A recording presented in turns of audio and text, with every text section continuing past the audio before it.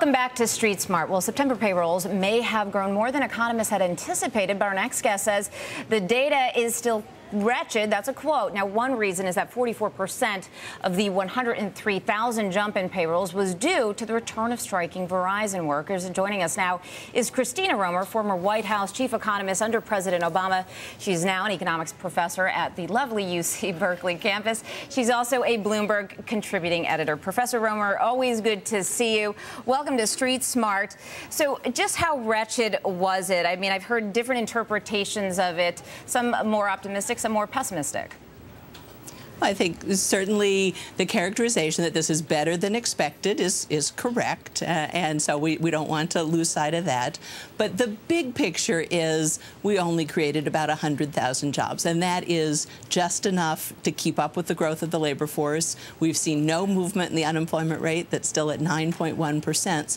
So the big picture is we need so much stronger job growth than this, that normally coming out of a recession this bad with 14 million people unemployed, you need to be adding 400, 500,000 jobs a month, not a measly 100,000. So I think that's what I mean by wretched. It is wretched relative to what we need to be putting this economy back to work.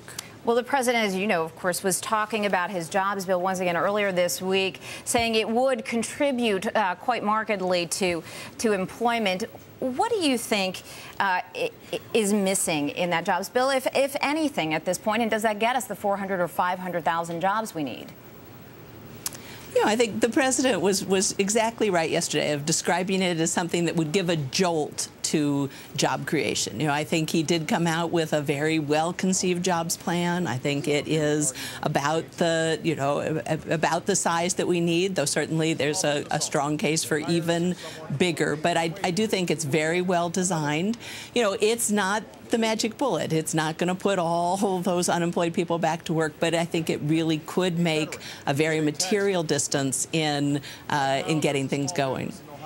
Professor Romer, I want to take a look at the underemployment rate. People are watching this now more closely than I can ever remember.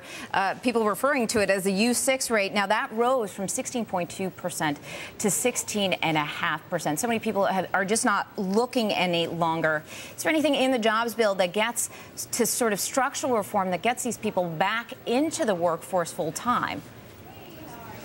Well, certainly the president's jobs bill does have some particular programs for the long-term unemployed. Certainly has a hiring tax credit for businesses to try to give them that special, you know, push to actually be hiring people. I think that's incredibly important.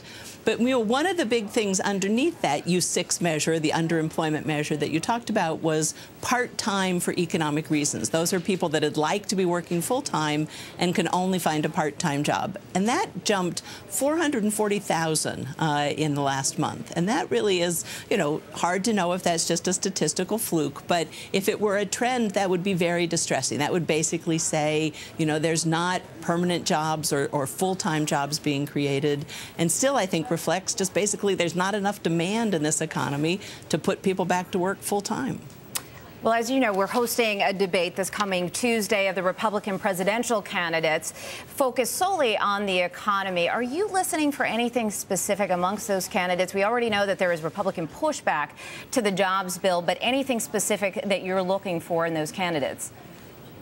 You know, I'm just waiting to hear any one of them actually articulate a program that would actually create jobs in the near term. You know, there's so much talk about we need to get rid of regulation, we need to get confidence back, but there's nothing concrete, and none of them can provide any evidence that, in fact, you know, regulation is what's holding back confidence or holding back job creation.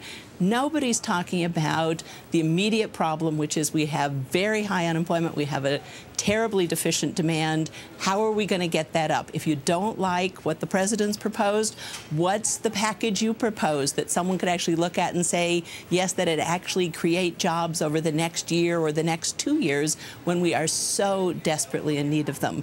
You know, I'm a big fan of long-run growth and taking measures that will encourage long-run growth, as is the president. But people also have to be saying, what are they going to do to create jobs right now when people are so desperate and suffering so much? Well, we will, of course, be asking those questions, and that one specifically, no doubt. Thank you so much, Professor Romer. Always good to see you. That was Christina Romer joining us from UC Berkeley. She's former White House chief economist and a Bloomberg contributing editor at the moment.